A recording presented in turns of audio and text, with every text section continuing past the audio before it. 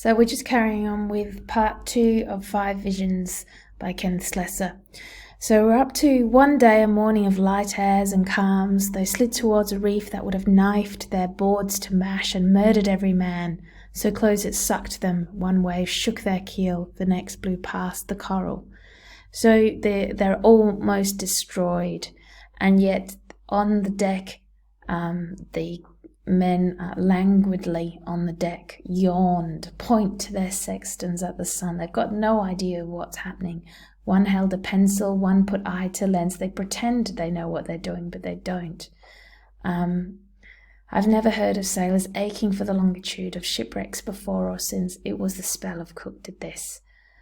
Again, this notion of luck, mystery, men who ride broomsticks with a mesmerist mock the typhoon, so too it was with Cook. Then we go into this kind of, like this little humorous moment in the poem, I think. There's 5 stanzas of these characterized chronometers. 2 chronometers that Captain had, one by Arnold that ran like mad, one by Kendall in a walnut case, poor devoted creature with a hangdog face. It's beautiful sense of rhyme and rhythm. You've got a very tight structure. It's kind of this galloping structure. It's almost like emulating the sound of a clock. Arnold almost hurried with a crazed click, dancing over Greenwich like a lunatic. Kendall panted faithfully his watchdog beat, climbing out of yesterday with sticky little feet. Absolutely gorgeous personification, just to really characterize the ridiculousness, really, of these 2 chronometers, which are the kind of what these sailors depend upon, and they think will give them some authority, some power over chance in this world. So it goes on about emphasizing these characteristics using personification, and it kind of Slessor likes to personify time, and it makes time seem ridiculous and kind of pointless, if you like, when we get to the end. So you can see by the time it gets to that last stanza, and time went over them 100 years ago, it makes a mockery of the idea of time. It also, it creates a kind of this ridiculous, one ticked fast, one ticked slow, and it all happened 100 years ago. What does it mean? Sometimes the god would fold his wings and stone of Caesar's turn to flesh, talk of the most important things that serious-minded midshipmen could wish. So I like, it seems this idea of, the god would fold his wings, we're playthings of the gods, and the serious midshipmen are on the boat, or the ship, sort of talking about things that seem important to them at the time, the lack of rum, spearing sea cows, things like this, that hungry schoolboys 5 days dumb in jolly boats are wanted to discuss. So we've got this kind of serious words here, the use of discuss, like they, I think it's that whole sense of having, again, coming back to having any kind of control, that they would discuss these very important things when they could be wiped out in a second. What midshipman would pause to mourn the sun that beat about his ears, or curse the tide if he could horn his fists by tugging on those lumbering oars? So it goes on a little bit about their lives, and it's got a fairly tight kind of rhyming scheme. I'm just going to move towards the end. After the candles had gone out, and those who listened had gone out, and a last wave of chimney halos caked their smoky rings like fish scales on the ceiling, a yellow sea of swimming circles, the old man.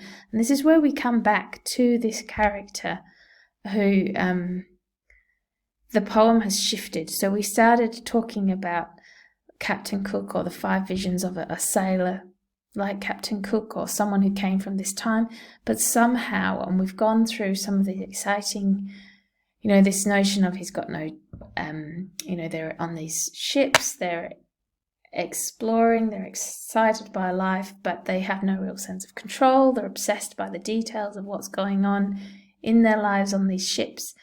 But then suddenly it comes back to after it's all over, the party's all gone, after the candles had gone out. So other people had died, everything had finished, the party was over. And you've got this image which is about that time, but it's also representing the aging of this man, like fish scales on the ceiling, a yellow sea of swimming circles, the old man. And to me, I just picture his skin sort of aged and saggy and frail and old. So he moves forward, and we've got this image of this captain in the corner drinking his rum. He's reliving all his memories. He's feeding a king's delight. He's just got a captive audience, or he thinks he has, and he's reliving all these kind of moments of his life. And we have this kind of contrast between this colourful, sensory, comforting sort of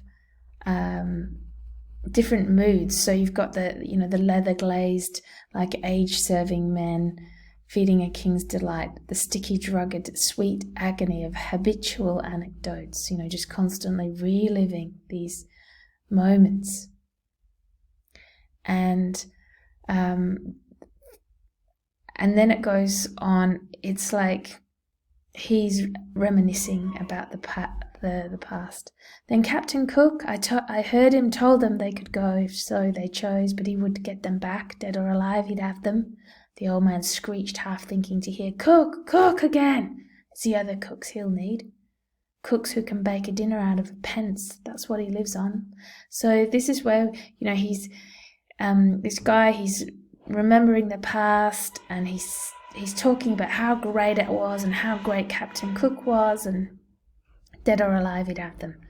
But then the speaker of the poem says it's the other cooks he'll need, the ones that are going to look after him now, who can scratch a meal while he sits there daydreaming and reminiscing, and he's old and he's finished, and that's the truth. So it's kind of this, it talks about, the woman that he left behind, and whether she's there caring for him, not sure.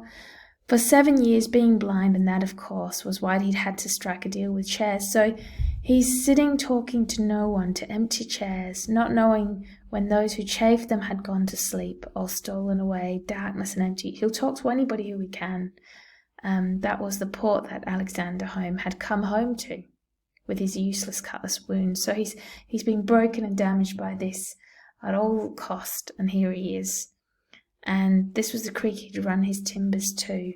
So this is where everybody ends up. So here he is in this pension, kind of grateful countryman repaid his wounds at £0.50 a day. Too good, this eloquent offering of bird cages to gulls. So that's how it's compared Greenwich Hospital to Cook.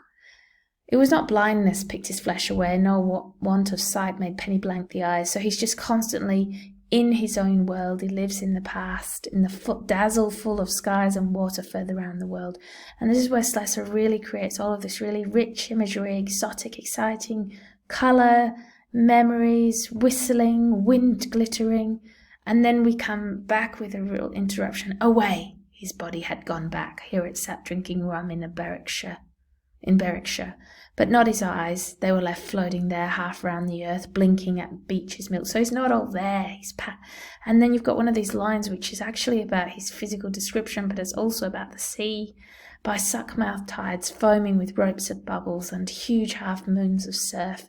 To me, it's like this really grotesque image of this aging, broken man, but at the same time, it's also an image of real foaming tide, and so it sort of ties it together and brings it in.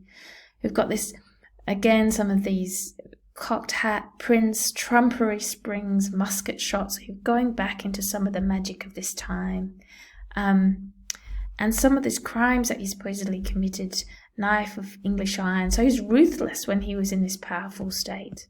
So we get to the last parts of it, his death. The old fumbling, witless lover enemy has taken his breath. Cook died, and we get this sad picture of his lonely, vague darkness of home, the ribs of trees, fog shapes, nothing is left. And still he's there in the sugar cane and sort of exotic past. And I think there's this really strong image here of him tremulously in the direction of the beach, and putting out one hand tremulously in the direction of the beach. He felt a chair in Scotland and sat down. To me, again, these two comes together. It's that moment where someone who's been lost in the reverie of the past and so excited and reliving the moment suddenly realize where they are and what they've come to. And it's very tragic. And then he sits down, and that's his last hurrah. There's nothing left. He's gone.